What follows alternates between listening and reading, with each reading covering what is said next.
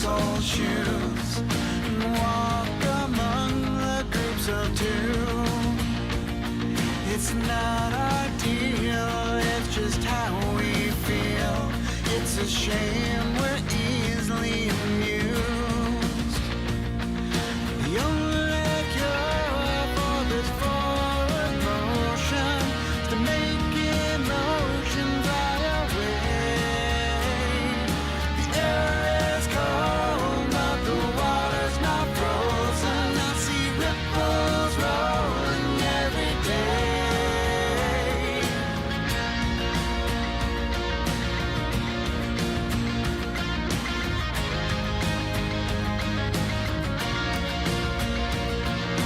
Cast a stone and get a hardcore view. Catchphrase of the day is that it's true. There's no coffee talk and only one way to please.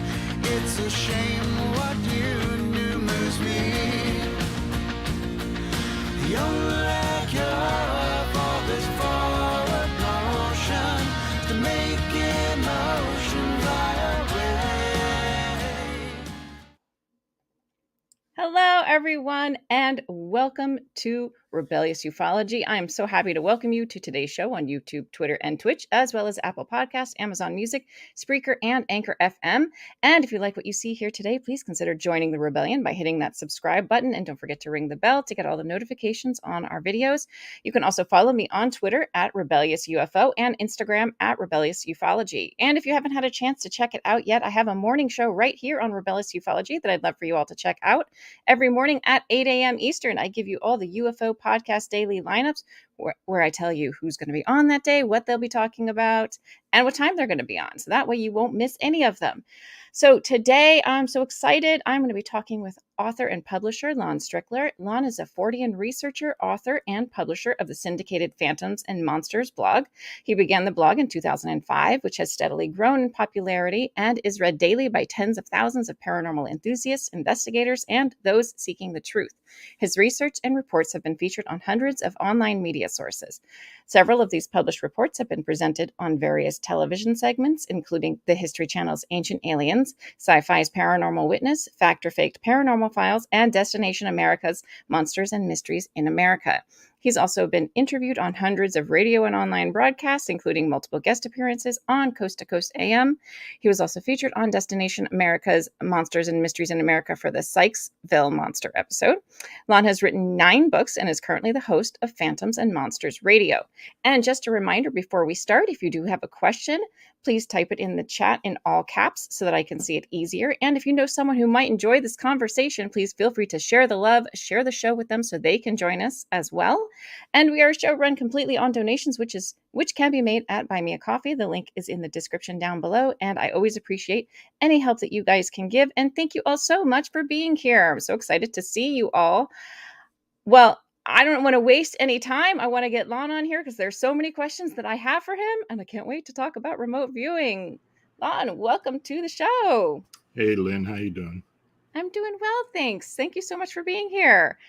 So for those that don't know, I was on Lon's show, gosh, it was probably maybe about a month ago or so. I can't remember, something like that. Yeah, and you at one point mentioned that you've been trained in remote viewing, which of course got my antenna up like, what? We need to talk about this more. So I'm so glad you were able to come on today and talk about this. So let's just kind of dig right into it. How does one become a remote viewer? I kind of I walked into it actually. I was there was an individual who was interested in what I did with the blog and what I was doing investigation wise, and I was introduced to this person, and I came to find out that they were retired from a government intelligence job in which they were psychic, but they were also an actual trained remote viewer. And this person was currently, since they were retired, involved with investigations, hauntings, and attachments, and such. And we got to talking, and I asked them. I said, "Look, how do you use remote viewing for for your cases?" And she said, "Do you want to learn?" Well, I said, "Sure." So this was 2009, and this person lived halfway across the world, and I literally trained with her for about 6 months using Skype, and we were working almost every day, 4 or 5 hours a day, doing test cases, and going through the procedure, going through the protocol. It was a coordinated remote viewing where she would be the monitor. She would assign the coordinates, the numbers, sets, and I would go through the routine of developing what I thought was the evidence that was coming to me. And I think I was a pretty quick learner, and we were getting pretty proficient at it. And after the training period, it came to a point where she was actually doing on location, doing cases, and she lived in Wales. She was doing cases within Wales and other parts of UK, and she'd go on location, and I would literally be working with her by computer. Wow. So what we would do is before we start a case, we would do an RV. We would do an RV session. It usually lasts, I guess, about 2 to 3 hours. If you do it correctly, go through all the phases, and then and I am an intuitive. I'll say that right off. RV it's supposed to really be a non-psychic endeavor. Really? Yeah. Okay. But when you get to a certain level, it always turns into a psychic involvement. I mean, you're when you're actually picking up things as you're getting, if you want to call them clues, but getting evidence as to what you believe is the target. Then you start sensing into more detail, and it goes beyond the actual RV. And when I do my cases now on my own, and look, I have never trained anybody. I honestly, I'm not a real patient person, so I don't think I'd be able to train somebody to how, this person trained me. Yeah. But I do use some of the protocol in actually working my cases, and the cases I'm talking about, as I have worked with people who have had hauntings, and I've cleared hauntings and such, but for the most part, it has to do with cryptid cases. Yeah. And other things. Also alien infestation or some type of non-terrestrial infestation. So, it gives me a better range or more idea as to what is really going on. It's almost like that light bulb goes off at some point. So, when I say remote viewing, it's coordinated remote viewing in the beginning for the most part, but it's more of a psychic venture as time goes. Now, I have been involved with cases where there has been a monitor, and there have been 3 or 4 other people in different locations worldwide at one time, going through the protocol, through the phases, and then at the end we all get together and coalesce what we came up with. That's really getting into more of the scientific remote view as opposed to coordinate remote view. So I have been involved with a few of those, but for the most part, I use it on my own now. It have been for almost a decade now. Wow. So when you say that it's not usually a psychic endeavor, how does one get information without using that psychic part of their brain? It's it's a deep sense. It's the best way I can describe it. You know, some people call it different things.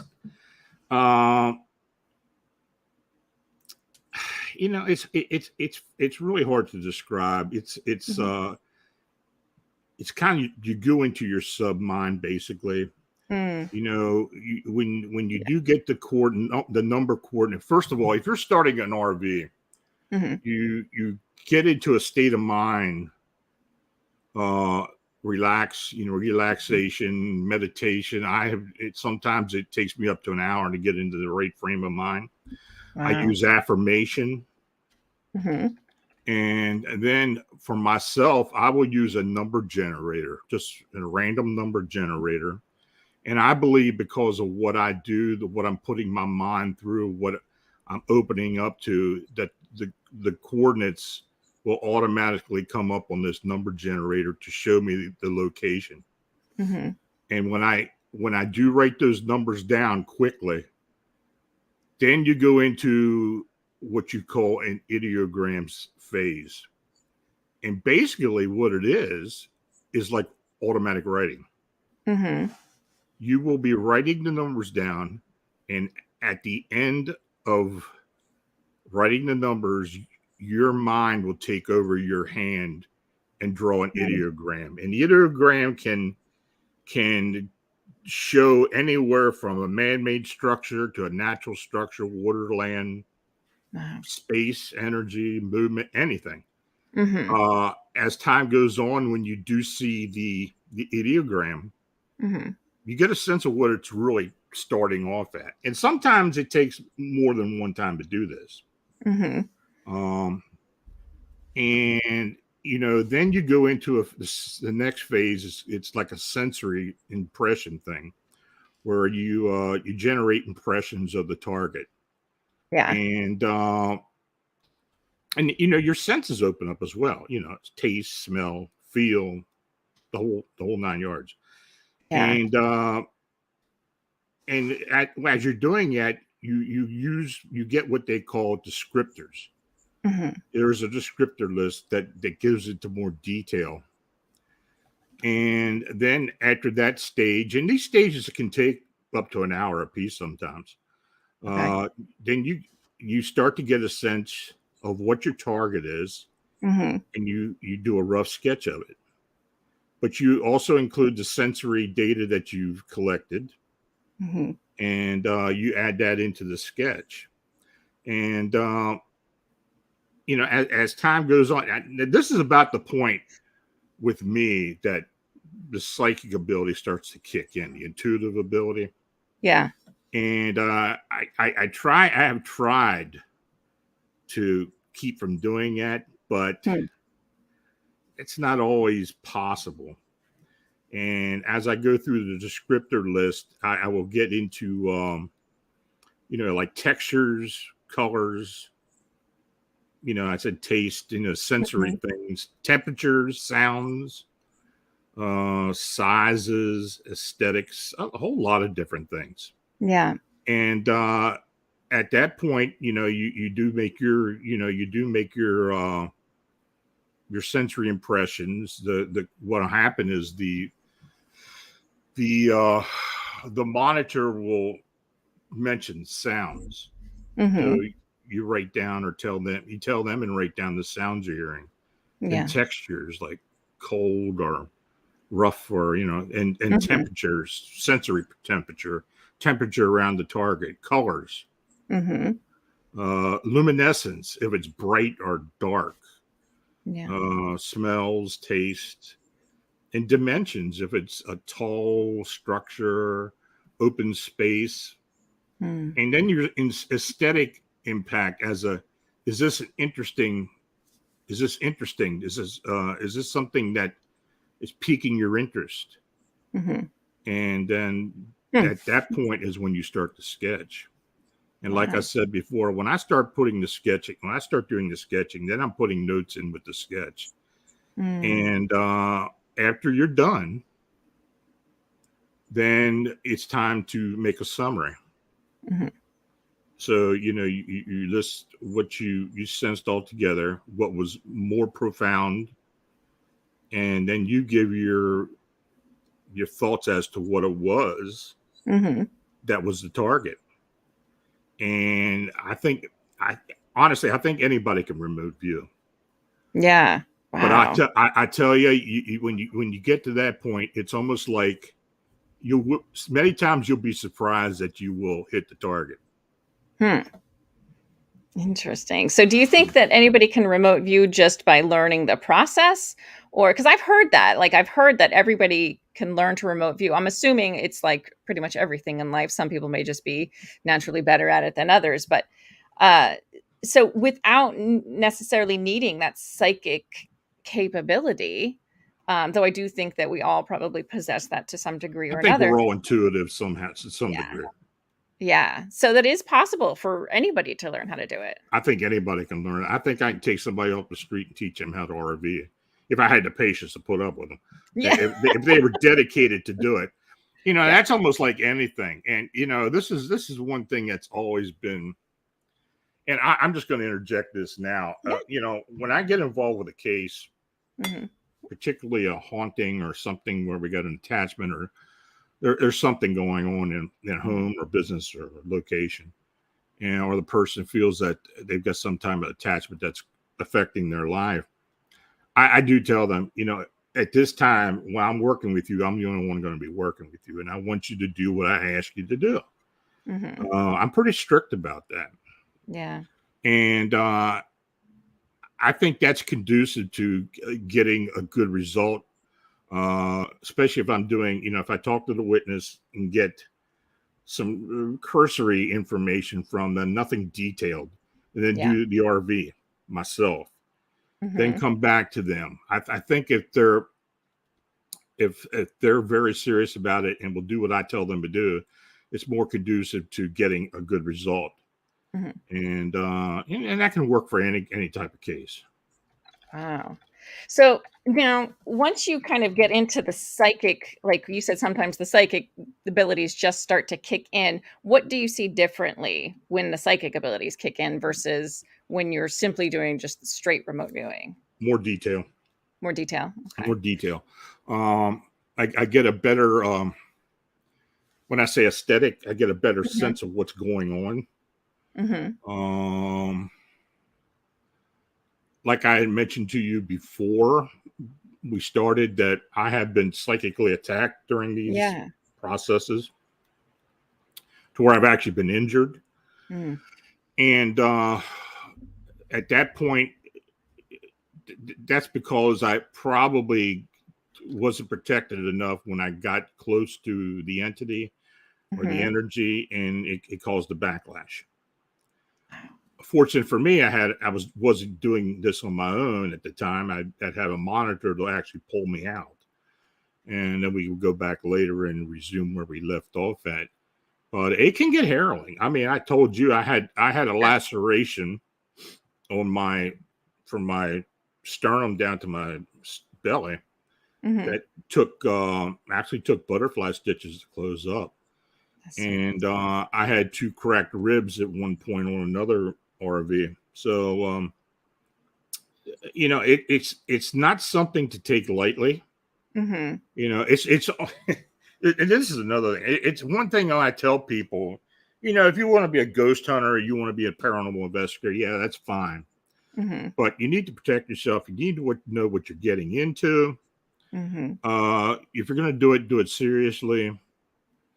And do everything you can to keep from bringing something back with you, because when we were doing these cases together, it seemed like 4 out of every 5, and it was a high percent, like 80%, were people who got involved with paranormal investigations and got an attachment or brought something back with them.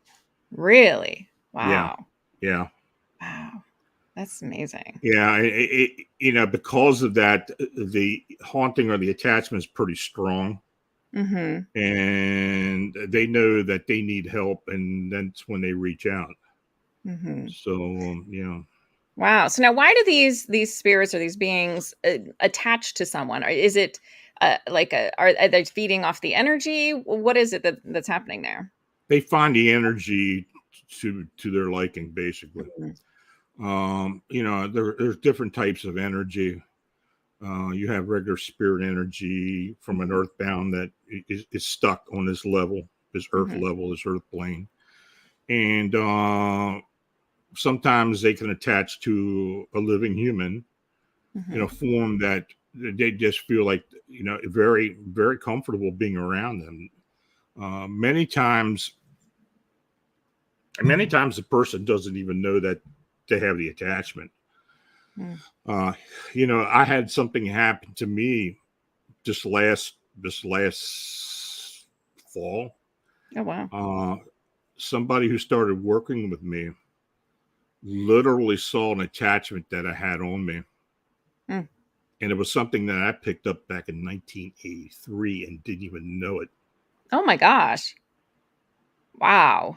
And when she removed the attachment, I for like 24 hours, I was gone. I couldn't even get out of my chair. It was like all my energy was zapped. Wow. I didn't even know I had this, but when she told me about it, what this entity, this spirit, this energy looked like, I knew exactly what case it was. Really? Yeah, I knew exactly what it was, even though it was that many years ago. Wow. Yeah.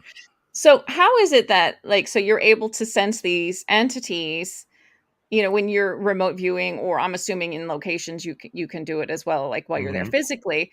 How do they, I guess, how do they hide themselves from you while you have that attachment? That I don't really know how they do. Yeah. In my case, well, I let's say I go into a location that's got a lot of spirit energy. It's got a lot of trapped spirit energy, but some of it's intelligent. Some of it is just not residual, but it's actual energy. I live near Gettysburg, so I'm at Gettysburg Battlefield a lot. Yeah.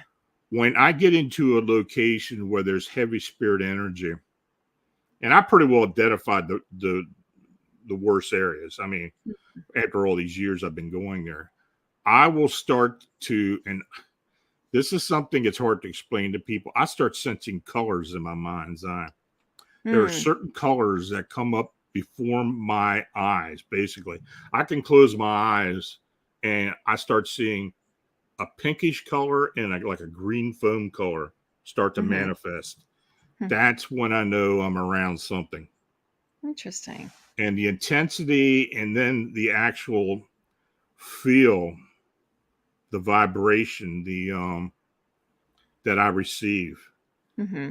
I then I start to go into my intuitive sense where I can start to make out what it actually is. It starts to show itself to me. This is one thing that psychics and intuitives go through a lot is, first of all, they're beacons. They have a lot. They have energy that attracts to them, and it's just not energy from someone who has passed. It's all types of energy, be alien, maybe other types of energy, any type of energy. And I've had a lot of people tell me this, and it happens to me occasionally. Is I'll be laying down ready to go to sleep, and I'm laying there and starting to relax, and it's like a window opens up in front of me. And I start seeing heads pop through and start hearing voices. They're trying to grab your attention. Yeah. And you start hearing this, what I call astral chatter. They're trying to grab your attention. Basically that's what a haunting is. These earthbounds are attempting to be recognized by the living. And for whatever reason, they do all kinds of things that either scares the living or makes them uncomfortable, but they're just, for the most part, trying to get their attention, let them know they're there, that they're dead, that they or they don't know why they're there, they don't know they're dead, something like that. Of course you're going to get malevolent energies that are there for other reasons. They Mm-hmm. plan to be there to cause some type of issues or trouble. That does happen. Mm-hmm. But for the most part, it's just the energy is trying to make itself recognized. Interesting. I've always wondered, like if we're talking about more malevolent entities, let's use the D word demons, even, are they simply, I've always kind of thought that perhaps they're just more like different interdimensional type beings. Do you think they're on this plane? Like if you've ever been around them, do they have a different feel to them than say like a human spirit would? I don't like using the word demon Yeah. because, as far as I'm concerned, evil is evil. They're just Yeah. different degrees of evil. Yes, for sure. I can't really say that I've come across anything that I considered to be a demon. Mm-hmm. I've sensed and dealt with some pretty strong energies. Yeah. I have seen some negative reactions. I mean, like the one who cracked my ribs. Mm. That was a part of a haunting in Prince Edward Island. Her father, the woman who called us in, was experiencing all kinds of terrible, terrible activity. She was actually being raped by this being. Oh my She goodness. had the bruises to prove it, and as time went on, it turned out that it was her father, Oh and my God. and she did admit that he would rape her while he was living, Oh, this poor and I thing. guess he felt that he needed to stay there and continue on with that, and Mm. she didn't. She tried to, I guess, talk herself out of believing that's what it was. She was Mm-hmm. hoping we'd find something that would be other than something that would be other than that, and because she loved her father, but she didn't want to, she wanted to find out what's going on. So Yeah. basically, when we actually went into identifying this. It was several RVs we had to do with this case.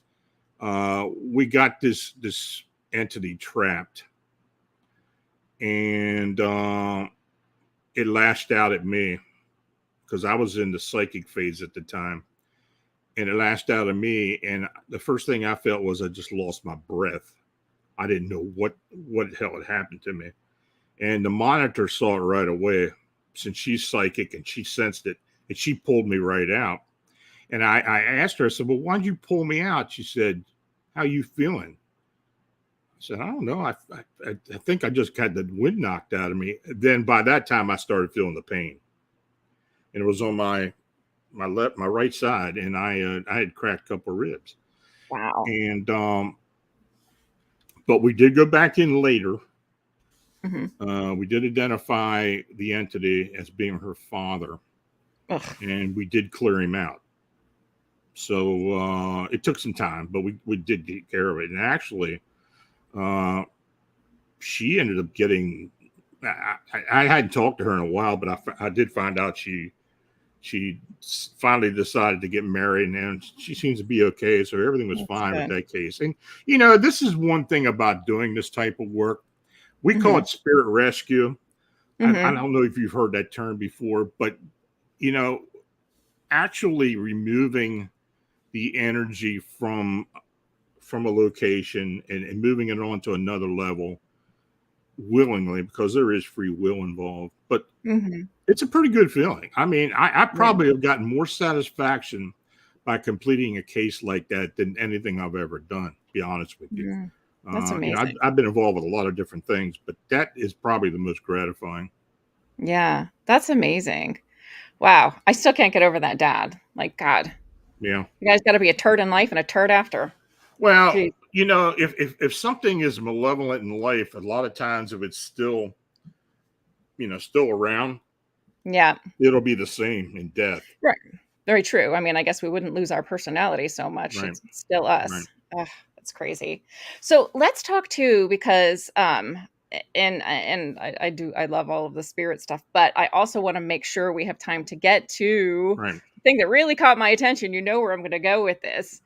The remote viewing session that you had that ended up being off planet. Yeah, this was a training session. Mm-hmm. I guess she thought she was gonna. Well, she did. I mean, she put me in a. She thought she was gonna see if I could go off world. Yeah. And we went through the whole process, and I was picking up different things like the the terrain was very rocky, very very sharp rocks and stuff around, lots of mountains. And this, I did end up going into this large, huge cavern. I mean, it was like maybe 50 foot wide, maybe 150 foot high. It was huge. Wow. And I'm walking through, I'm doing the RV. I'm in the middle of the RV. Yeah. I start sensing with smells, and it was like a real fishy smell, and it was damp and wet, and the sides of this cavern were damp. You could see the moisture, and it was really quiet too. So I was moving through there, and as I continued on, I came into a chamber where there were two human-looking individuals in uniform sitting in front of some type of panel. And they were looking into another room through a glass into another room. I don't know what, but they had instruments in front of them. And I didn't understand what was going. It was a big room. I mean, there was a lot of room behind them. And as I'm standing there, or and observing what's going on, this being walks in there from the far end. And this thing literally looked like a T-Rex, and it was huge. I'd say it was like 15 foot in height. It was huge. That's amazing. And it looked just like a Tyrannosaurus Rex. Even had a uniform on. And as it was walking through, I could hear it stepping on the floor, or whatever the floor was. Yeah. And I'm looking at this thing, and it is looking forward at where these men were, and with the side eyes on this thing. And I was looking at the one eye. I'm watching this thing, and then all of a sudden, I saw the eye kind of flicker up and the head tilt. Yeah. And I thought, uh-oh, I think this thing can see me, or sense me anyway. And it kind of moved its head a little bit towards me, and I told the monitor, I think I got a problem, and she pulled me right out. But I know this thing sensed me or saw me. Wow. I don't know, but I got pulled right out. Yeah, and I was kind of shook up. I can imagine. I'll admit that I was shook. I didn't know what was going on. I mean, and the first thing you think is, well, when you go into an RV, you're not supposed to be able to be detected. But, when you're talking about other technologies and other life forms, who's to say that they don't have the ability to detect that? I think a lot of cryptids can detect a lot of things that you just can't as well. Yeah. So, no, it can detect things you don't think they can, or see things, or able to manifest or cloak or do all kinds of different things. But somebody asked about the colors. It was red. Yes. It was kind of a reddish brown. I mean, a reddish orangish color. Wow. And but I got pulled right out, and because of that, we didn't do that again. Yeah. Oh and my I told God. her, I said, look, unless we're doing a case, I don't even want to do this. Going off road. She kind of got a chuckle out of it, but I just wanted to see if you could do it. We proved the point. And wow. As later on, I got involved with the case, and some people may know about David Eckhart and his abduction case. His family. The kid? Is that the? No, that's not the little kid, right? Or no? No, that's a different. No. This is this was actually, this gentleman and his family were being abducted through a portal in their bedroom, basically. What? And wow. Okay. He was trying to get help from people. I eventually volunteered to help him out, and as time went on, I started listening. At first I didn't believe it, to be honest with you. I didn't know what was going on at his place, but he was starting to show me evidence, then photographic evidence that he was gathering. Like one point, he had been suffering from some pretty debilitating rheumatoid arthritis. Young guy too at the time. He was like in his early 30s or mid 30s, and these beings literally cured him after a couple of nights of surgery. And I saw the X-rays. I couldn't believe it. Really? Wow. Yeah. He showed me the X-rays, and he was absolutely cured. He's perfectly healthy now. But he was chosen for some reason. He still doesn't know why. But they would usually take him to the underground cavern where they were. And he would describe it as, he thinks it's on Earth. He thinks it was on Earth, a deep cavern underground where these pods of reptilian type beings were actually living, family groups maybe, but they also had other alien beings and humans working as slave labor or just laborers. Wow. And, when I started hearing all this and started going deeper and deeper into it, we decided to go ahead and try an RV. Yeah. Well, that didn't pan out. We tried on 3 successive attempts. And by the time we got to the sensory level, we were completely blocked off. Wow. Both her and I both were blocked off. And they literally asked David if we were trying to look into them, see what they were doing. And I told David that they guys tell him, and he did. And so they were upset about it. Wow. But no, I mean, we just couldn't go any further. They had the ability to just block it off. So I don't think I have tried RVing into any of those, though I would try again if it was the right situation. I don't think I've had a case where I've had to. I may have one soon.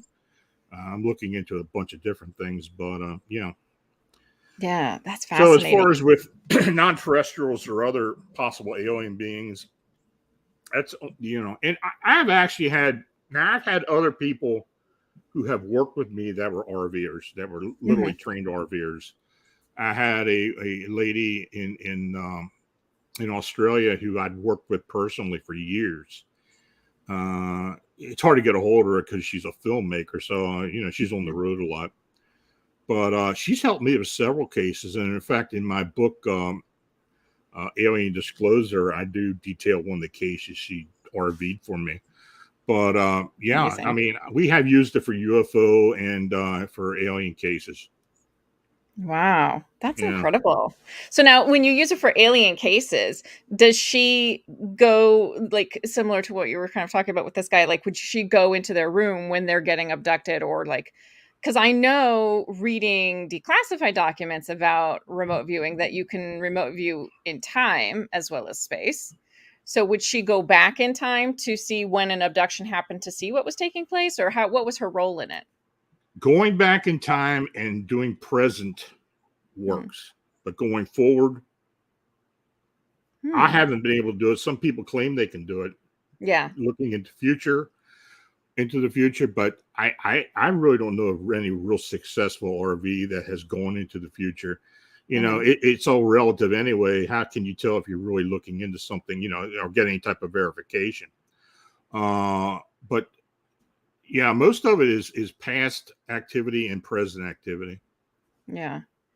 So that would be what she would do then, is just to kind of look back, or any she would look back and give us a better detail of what had been going on. Interesting. This case had been involved. It actually was a UFO and spirit case together.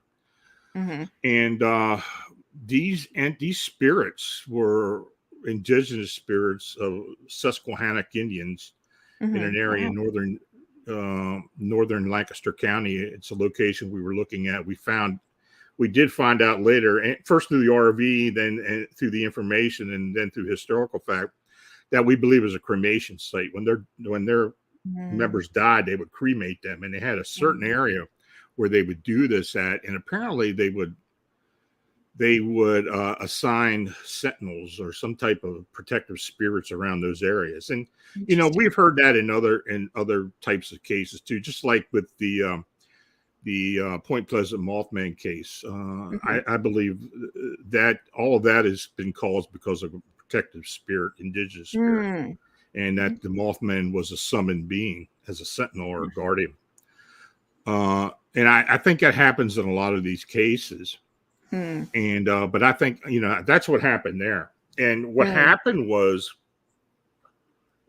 for whatever reason, there's a lot of UFO activity above the site, and it was almost like they were coming over to monitor what these entities were doing on the ground. Now, what the connection was, I really don't know, but we do have cases where different aspects of the paranormal will connect together, and this was one of them. Wow.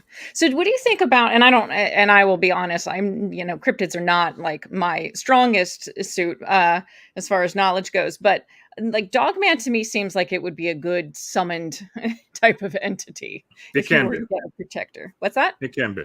Can be. I think most cryptids are interdimensional or ultra-terrestrial for the most part.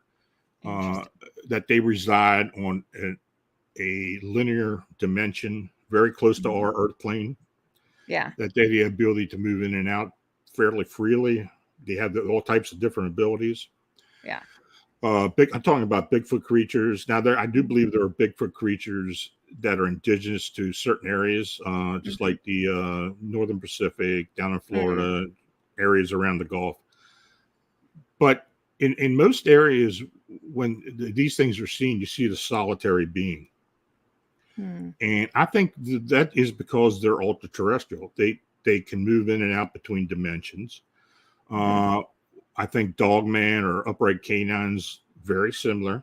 There's a very good possibility that there are some indigenous beings, but I think for the most part these are ultra-terrestrials. My team and I have been working from the very beginning on the Chicago Mothman case, and we've identified that these are most likely ultra-terrestrial beings as well, and that they're moving between dimensions. And I think a lot of the cryptids probably come from either one or two of these dimensions and may reside together.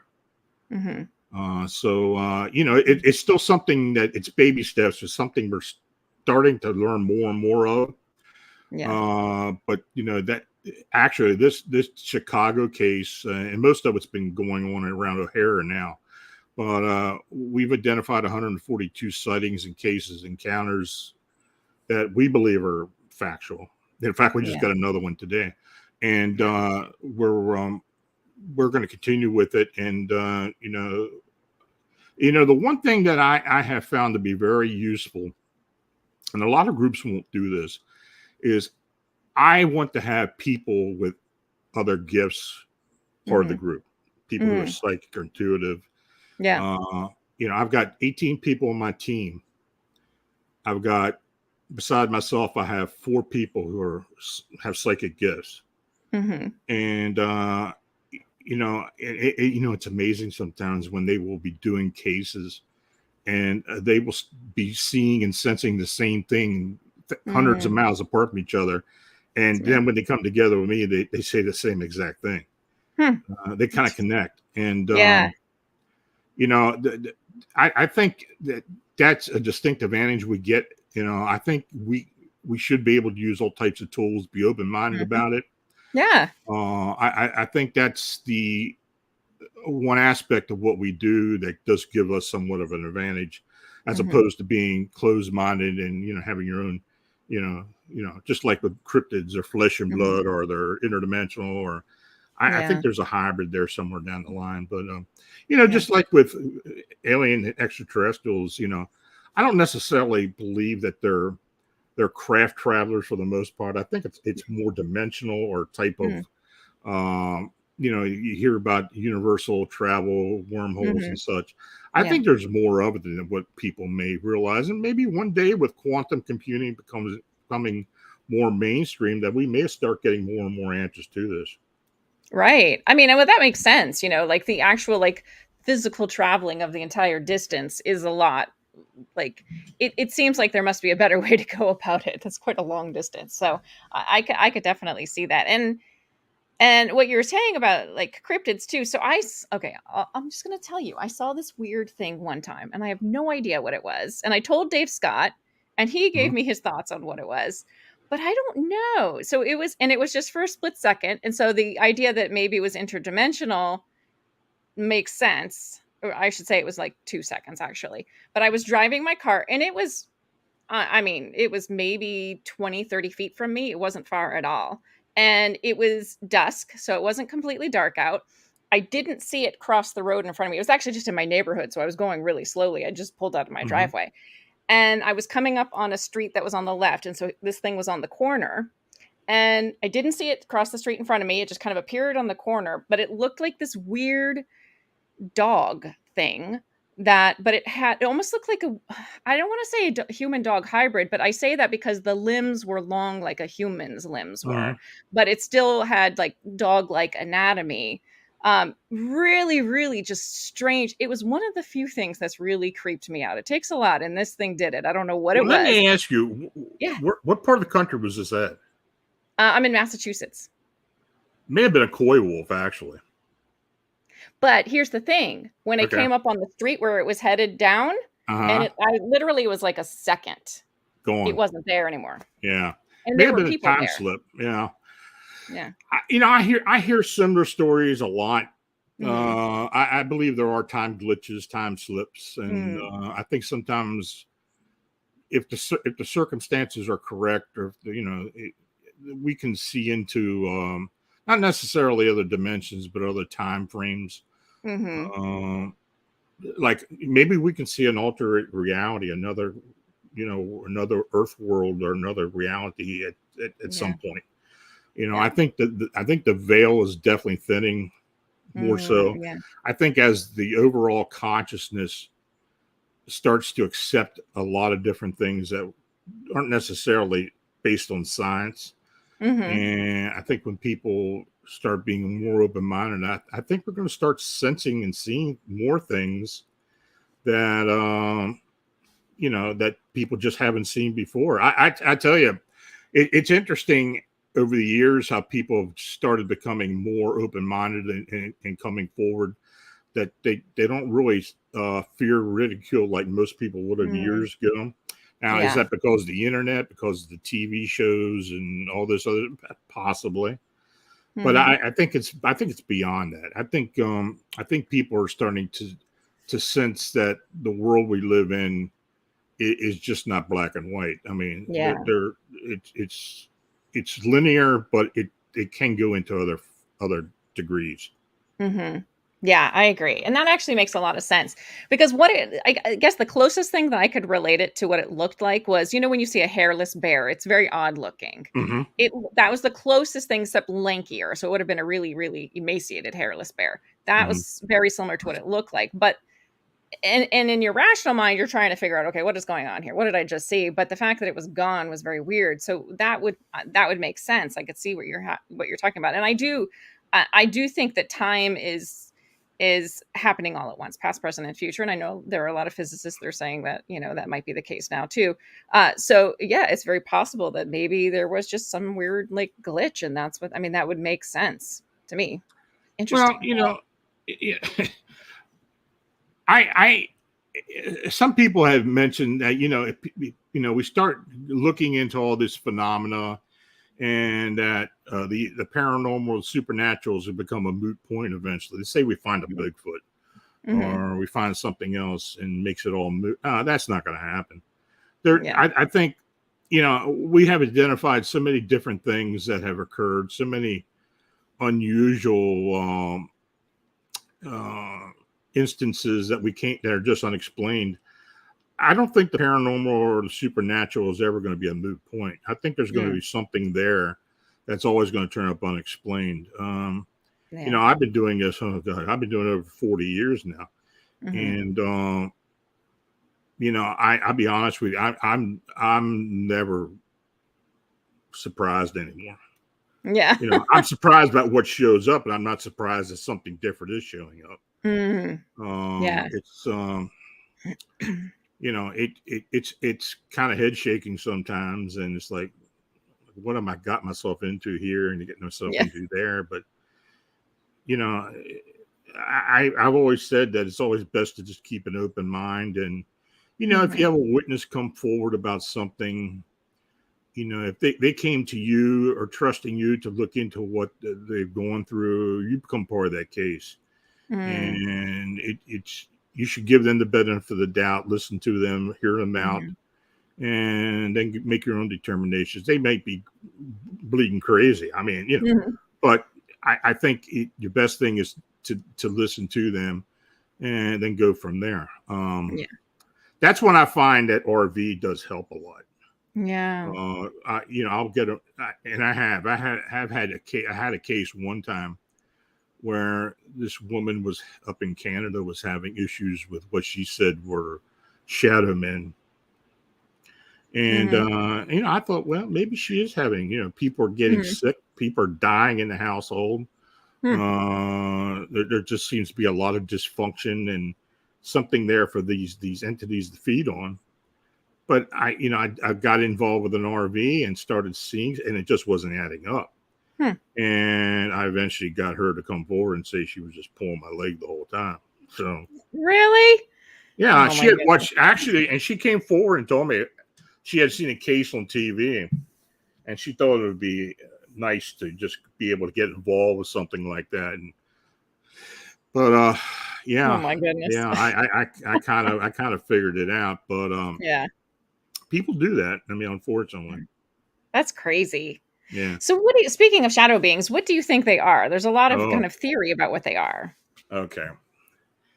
I saw the eye roll, so I had to ask. Yeah. They are not, shadow beings are not human life forms. They may be alien, actually. They may be extraterrestrial, non-terrestrial, but they're not human. It's almost like, say you're in a neighborhood, you're walking down the middle of a street and you get houses on each side, and you're a shadow being and you're walking down the street and you can sense how things are in each one of these houses. You come to one house that's got so much dysfunction, sickness, children, just real big issues in the house. Lots of negative energy. Boy, that's the one you want to go to. Yeah. And normally that's how these things are picked up. I'm not saying that they're walking down the street finding the house, but if one of these people was in an area where this being is, and it's able to attach itself to them and brought home, then they find it's conducive for them to survive, then they'll stick around. And when you get involved with a case like that, the only thing that you can do to get rid of it is to have the actual victims start to cool their jets and start getting their act together. Acting civil can do a lot for getting rid of a lot of these things. That's just like poltergeist. Poltergeist is the same thing.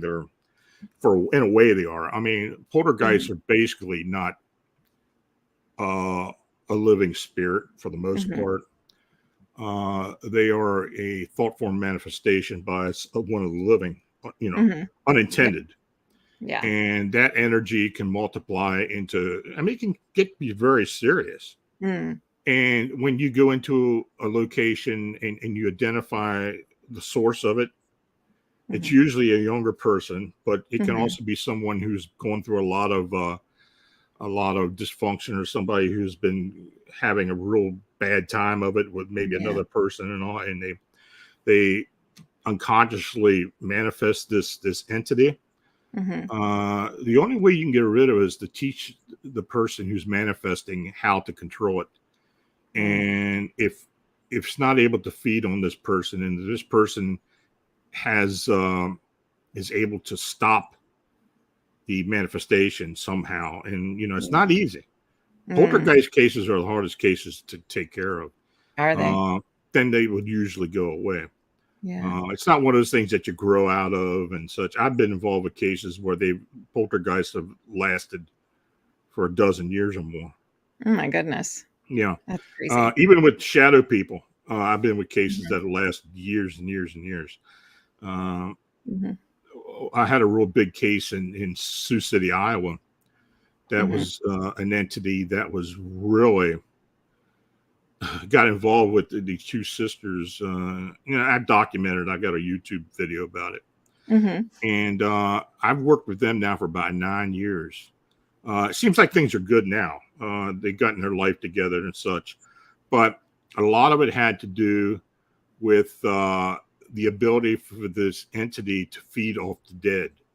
Now, what happened was they were living in a house across the street from the Sioux City airport. And if you remember back in the late 80s or 90s, flight 93, I think, not 93. Well, anyway, there was a flight from Denver that crashed, and about 100 people were killed. Yeah. And when we got involved with that case, it was interesting.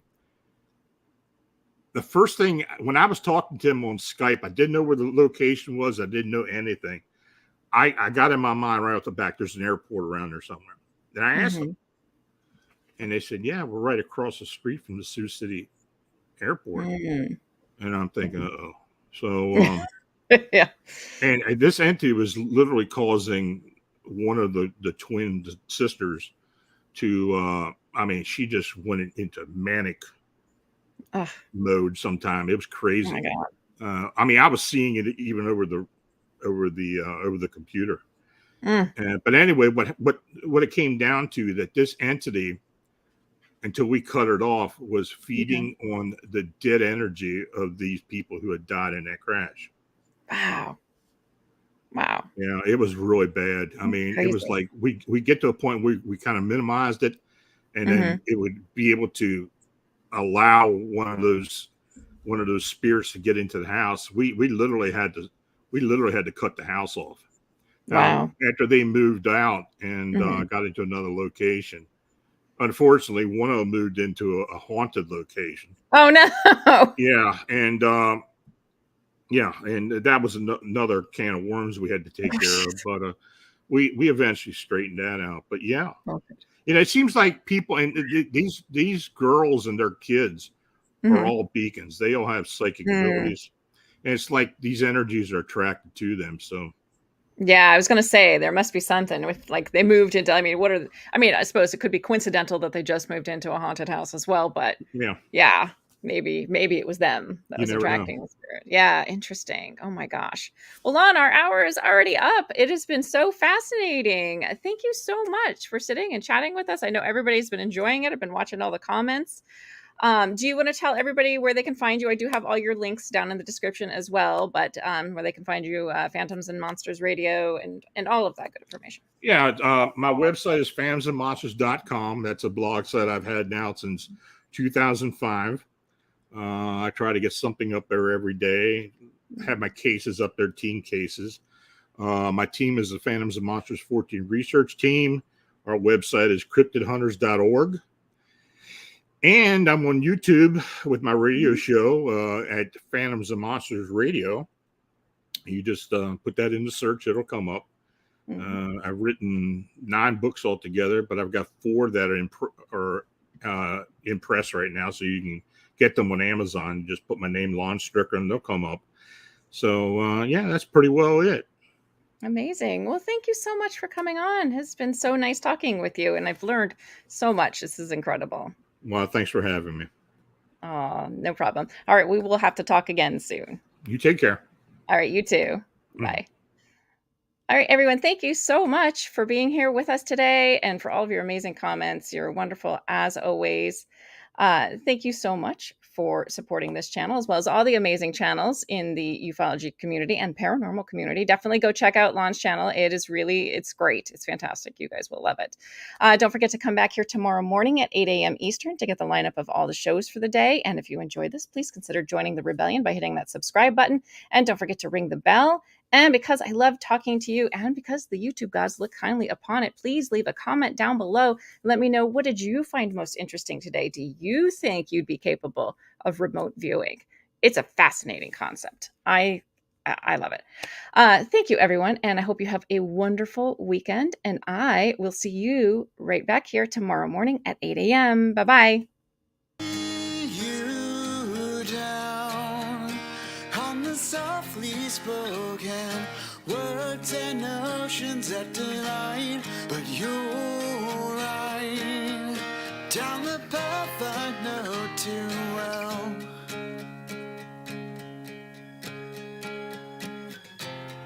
You're right, you're right, but in my head there's a picture of me finding who I am and who I should be. I've lost myself in insanity.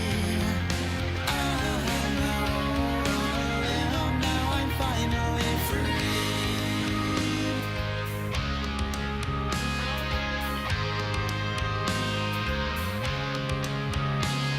Slow me down, though the past is broken.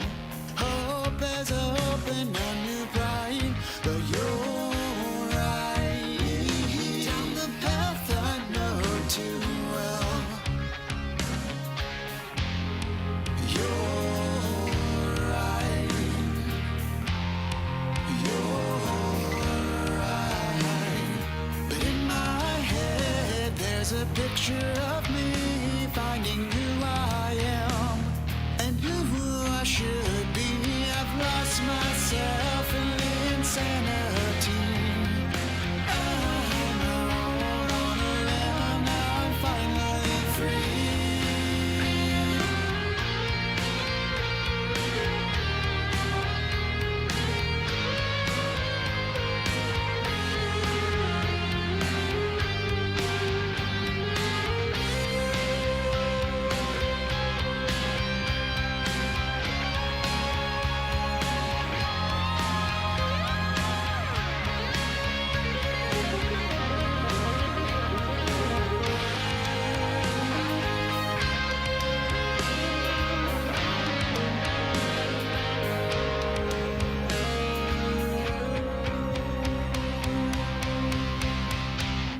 But in my head there's a picture of me finding who I am and who I should be. I've lost myself in the insanity. I'm out, now I'm finally free. I'm out on a limb, and in my head I'm out on a limb, and in my head I'm out on a limb, and in my head I'm out on a limb.